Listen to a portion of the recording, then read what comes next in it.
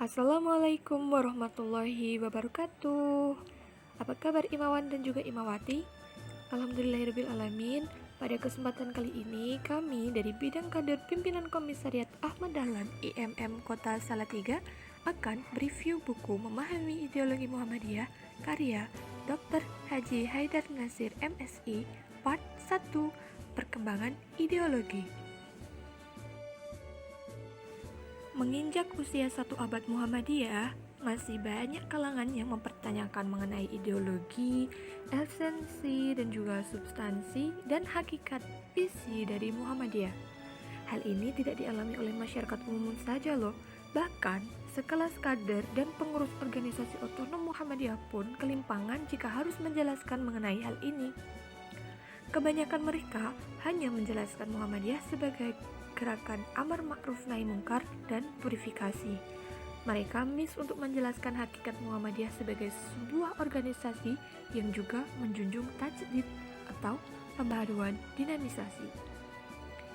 Nah, beliau Dr. Haji Haidar Nasir mengamati fenomena-fenomena di atas dan merangkumnya dalam sebuah buku Memahami Ideologi Muhammadiyah. Buku ini terdiri dari 10 bab yang menguak tentang ideologi Muhammadiyah dengan begitu terstruktur. Dari mulai perkembangan ideologinya, penjelasan berbagai rujukan ideologinya, kristalisasi ideologi, hingga pemikiran-pemikiran Muhammadiyah untuk abad kedua nantinya.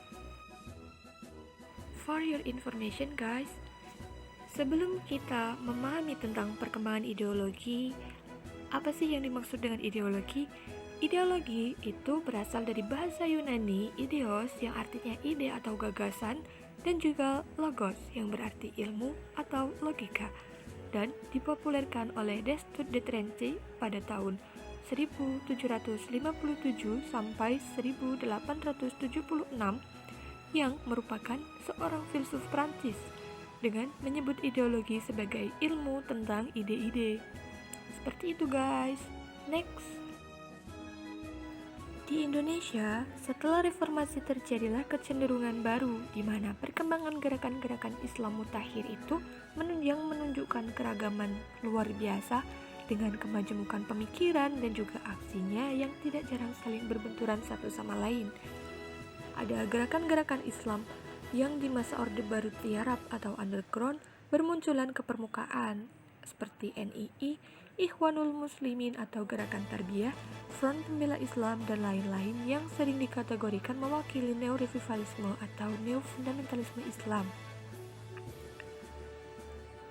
Ada lagi gerakan-gerakan Islam yang mengusung ideologi Islam yang cenderung liberal dari yang moderat sampai radikal. Dalam genre neo-fundamentalisme Islam. Sementara itu, kalangan tradisionalis Islam juga menunjukkan dinamika baru yang melahirkan gerakan neo-tradisionalisme yang sampai batas tertentu dianggap melampaui gerakan modernisme Islam. Dalam pemikiran-pemikiran Islam yang penuh warna itulah Muhammadiyah saat ini berada sebagai gerakan Islam yang membawa misi ideologi reformis, modernis, dan yang berkemajuan. Menghadapi konteks perkembangan itu, Muhammadiyah memiliki kekuatan, kelemahan, peluang, dan ancaman tersendiri, di mana tantangan yang dihadapi Muhammadiyah itu sendiri ada yang pertama, arus sekularisme, materialisme yang tengah melanda dunia. Menghadapi konteks perkembangan yang begitu pesat, dari mulai masalah dan tantangan baru dalam kehidupan umat, Muhammadiyah memiliki kekuatan, kelemahan, peluang, dan juga ancaman tersendiri. Adapun tantangan atau ancaman yang terrentan di hadapan Muhammadiyah ialah yang pertama, ada arus sekularisme materialisme yang tengah melanda dunia, yang menjadi godaan sekaligus tantangan besar bagi warga Muhammadiyah untuk dapat tetap teguh komitmen dalam bermuhammadiyah. Yang kedua, kecenderungan radikal dalam gerakan sosial politik dan keagamaan yang melahirkan konflik kekerasan, menjadi tantangan bagi Muhammadiyah dalam menawarkan gerakan Islam yang membawa pada perdamaian, pencerahan, dan rahmat bagi seluruh alam. Yang ketiga, cengkeraman kapitalis global, di mana yang berdampak pada pembangunan dan orientasi kehidupan yang serba berlandaskan profit, eksploitasi, dan memuja materi, serta kesenangan dunia dalam kehidupan bermasyarakat, sehingga berpengaruh pula terhadap pengembangan amal usaha Muhammadiyah yang cenderung berorientasi profit dan menjauh dari teologi atau ideologi al-ma'un sebagai mana gerakan awal, yaitu penolong kesengsaraan umum. Yang keempat, ASEAN Charter yang bergesernya titik berat gravitasi geopolitik, geoekonomi, dan geososial budaya dari Eropa dan Amerika Utara ke Asia, khususnya Cina, itu menjadi ancaman sekaligus tantangan bagi Muhammadiyah apabila tidak ditanggapi secara konkret.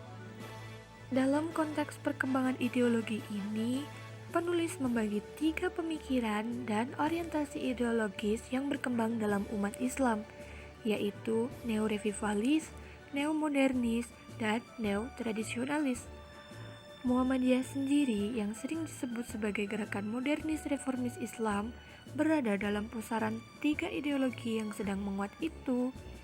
Namun, berbeda dengan ideologi lain, Muhammadiyah bergerak secara kultur dan non-politik.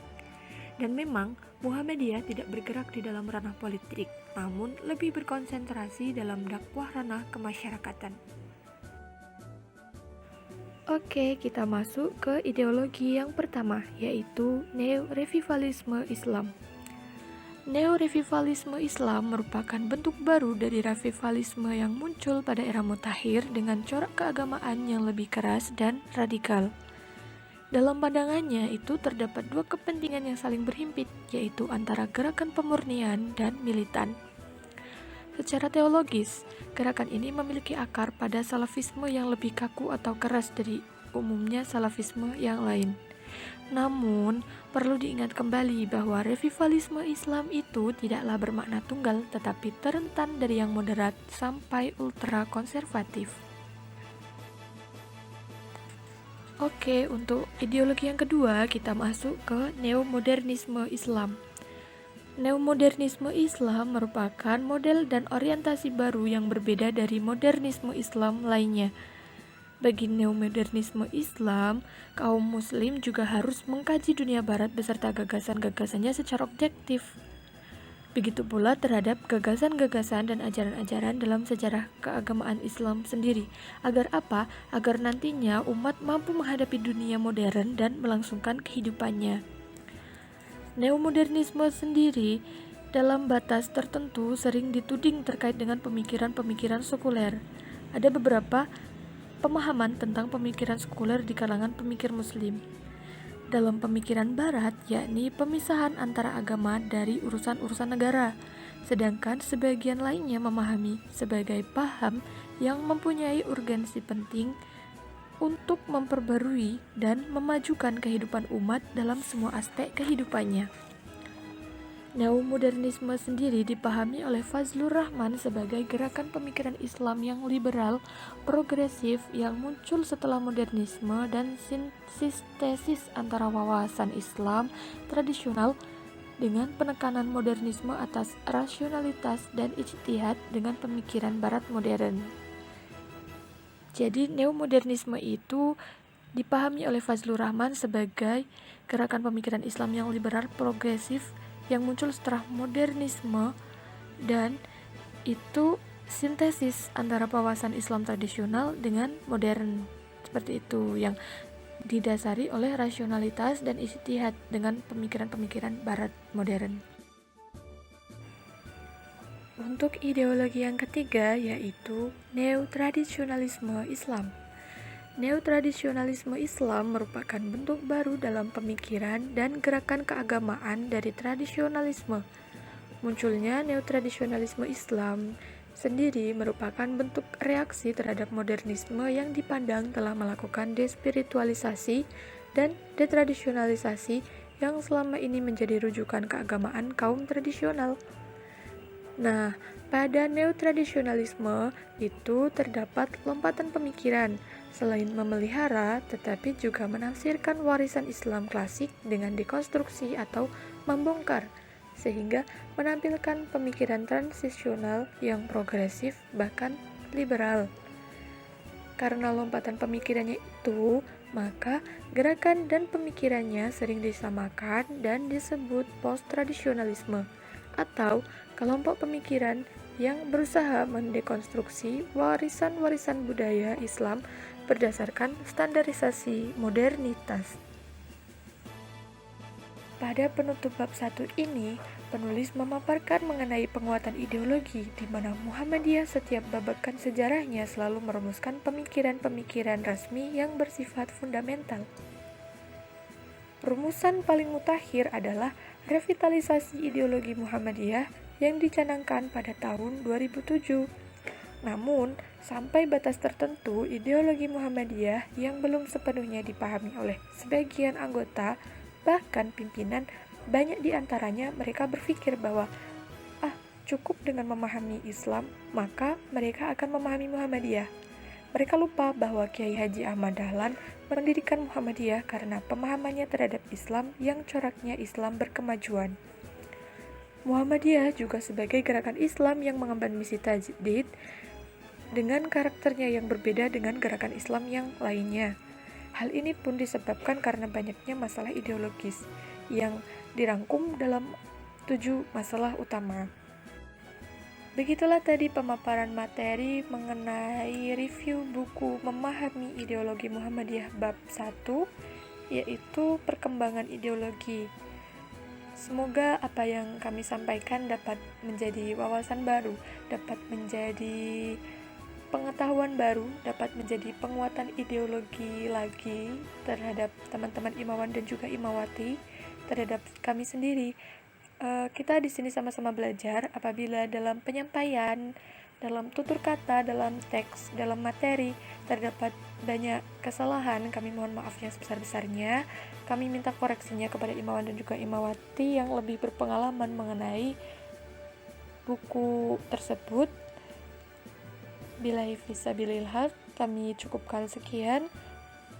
Wassalamualaikum warahmatullahi wabarakatuh.